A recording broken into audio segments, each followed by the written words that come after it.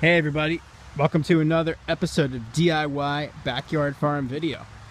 The purpose of today's video is to give you a little tour of the fall gardens. I want to make these gates creak when they open, like anyhow.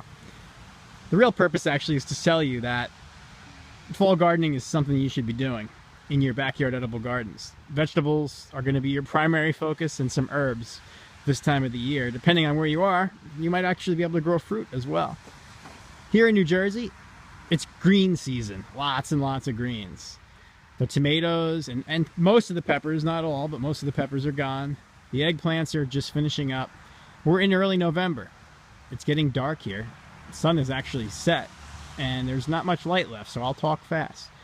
But I'm panning the gardens because I want to show you that we've got a ton of produce, well past what most people consider growing season. Lots of people just don't grow things after, let's say, August. And it doesn't have to be that way, because you can have your own farmer's market right outside your back door. Or maybe just some containers on your balcony with a little bit of lettuce growing and some radishes. Radishes, you say? We've got some radishes. Check out that watermelon radish in there with some greens that you can actually eat. Matter of fact, I'm gonna grab this one tonight for salad and use the greens in a bean soup that we're making. I came in here to get some kale. Check this out. This kale's been growing all year. These are like kale trees by November. They've put out pounds upon pounds of organic lacinato kale, also called dinosaur kale, or in Tuscany, cavolo nero, which means black kale.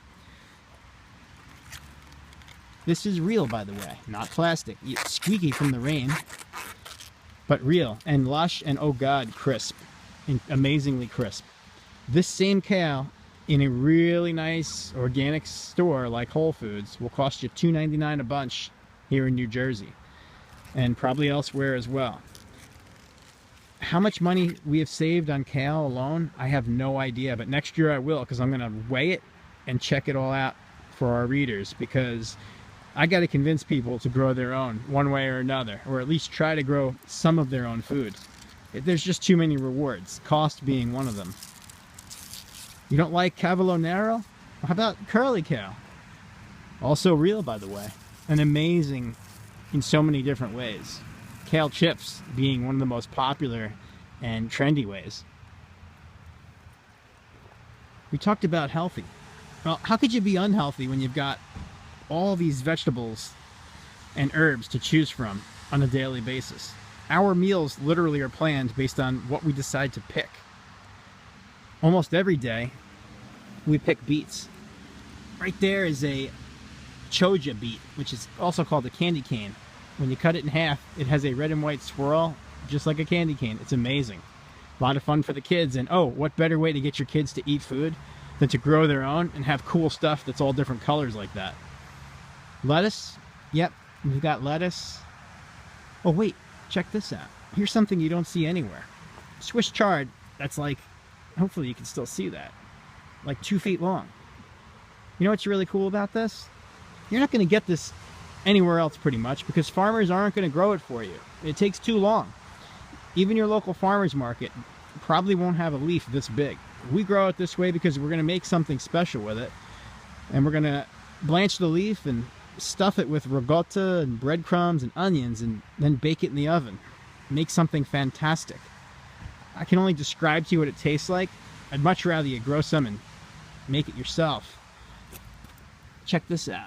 A little broccoli. In a few weeks we'll have a head the size of a softball in the middle.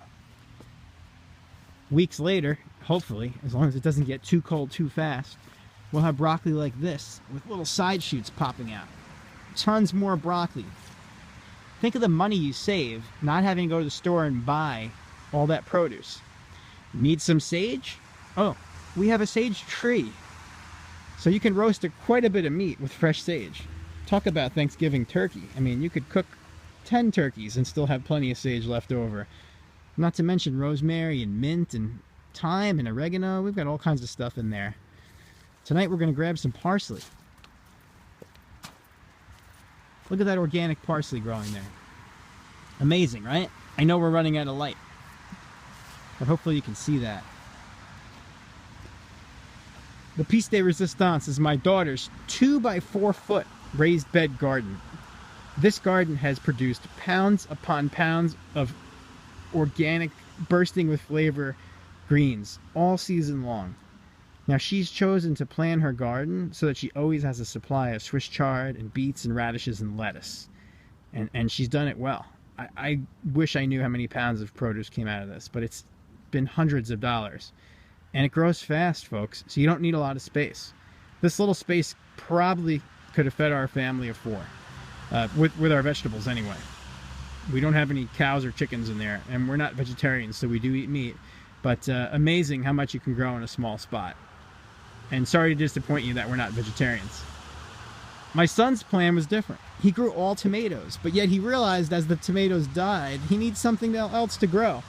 So he decided to plant some broccoli, some Treviso radicchio, carrots, beets, and some lettuce. And all that's growing in here. Fantastic, right? 7 and 8-year-old kids all into their gardens and into the food that's coming out of them. So folks,